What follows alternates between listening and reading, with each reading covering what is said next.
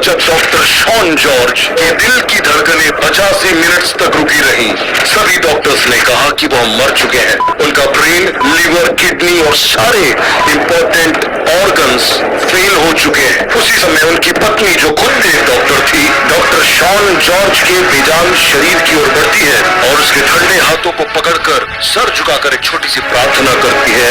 और उस प्रार्थना के परिणाम को देखकर ऑस्ट्रेलिया से लेकर दुनिया भर के मेडिकल प्रोफेशनल्स चकित हो गए और ऑस्ट्रेलिया के बड़े बड़े समाचार पत्रों ने इस डॉक्टर को नाम दिया द मिरेकल मैन।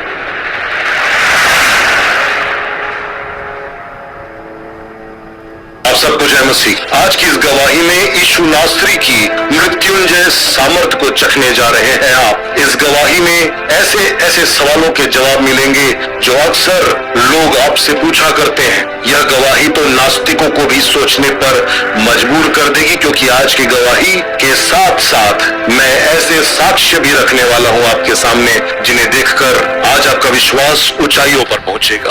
और इस गवाही के अंत में डॉक्टर शॉन जॉर्ज की ओर से एक खास संदेश आप सबके लिए, जो इस गवाही को आखिर तक देखेंगे। डॉक्टर शॉन जॉर्ज का जन्म सन 1969 में कुवैत में हुआ। उनकी पारिवारिक पृष्ठभूमि केरल से जाकर जुड़ती है, जो दक्षिण भारत में है। शॉन जॉर्ज अपने दादाजी के बारे में बताते हैं कि उनके दादाजी ने 21 वर्ष की आयु में अपना जीवन प्रभु यीशु मसीह को दे दिया था और बुढ़ापे के वर्षों तक वे प्रभु यीशु मसीह की सेवा करते रहे। इस प्रकार की पारिवारिक पृष्ठभूमि से आते हैं डॉक्टर शॉन जॉर्ज। डॉक्टर शॉन जॉर्ज ने केरल से ही अपनी MBBS की पढ़ाई पूरी की। भारत में ही उन्होंने MBBS की पढ़ाई पूरी की। उसके बाद करियर में आगे बढ़ते हुए वे ऑस्ट्रेलिया के कॉलगुरली नामक जगह पर जाकर बस गए। कॉलगुरली में डॉक्टर शॉन अपनी पत्नी डॉक्टर शेरी और अपने बेटे माइकल के साथ रहते थे। उनके जीवन में प्रभु यीशु मसीह के साथ जो संबंध था वो एक नामधारी मसीही मात्र का संबंध था। प्रभु यीशु मसीह के साथ एक जिंदा रिश्ता नहीं था, लेकिन उनके जीवन में कुछ ऐसा होने वाला था जो सब कुछ बदल कर रखने वाला था। यह गवाही आपके जीवन के लिए महान आशीषों का कारण होने जा रही है। क्या आप आज इस गवाही में आगे बढ़ते हुए आमीन लिखेंगे कमेंट में? विश्वास के साथ, विश्वास के साथ। 24 अक्टूबर सन 2008 का वह दिन था जो बिल्कुल एक साधारण दिन के समान ही प्रतीत हो रहा था। ऑस्ट्रेलिया के एस्पेरेंस नामक स्थान में वे अपने चिकित्सा संबंधी कार्यों से कई यूट्यूबर्स अपना चैनल स्टार्ट करते समय शॉर्ट वीडियोस बनाते हैं। उनके लाइक्स भी आते हैं, सब्सक्राइबर्स भी आते हैं, पर जैसे ही वो लॉन्ग वीडियोस बनाने जाते हैं गए हुए थे, उनके साथ में एक इंटर्न भी मौजूद थी जिनका नाम एना था, जो एक पाकिस्तानी महिला थी। डॉक्टर शॉन और एना दोनों एस्पेरेंस से कलगुरली की ओर सफर प्रारंभ करते हैं। कलगुरली तक का सफर लगभग 400 किलोमीटर का होना था। क्योंकि एना को ऑस्ट्रेलिया की सड़कों पर कार चलाने का अनुभव नहीं था, इस कारण 350 किलोमीटर की लंबी ड्राइविंग डॉक्टर शॉन ने स्वयं की। ड्राइव करते करते डॉक्टर शॉन को अपने चेस्ट में एक डिस्कम्फर्ट का एहसास हुआ और उस डिस्कम्फर्ट के एहसास के बारे में उन्होंने ना तो अपने इंटर्न को बताया और ना ही किसी और को।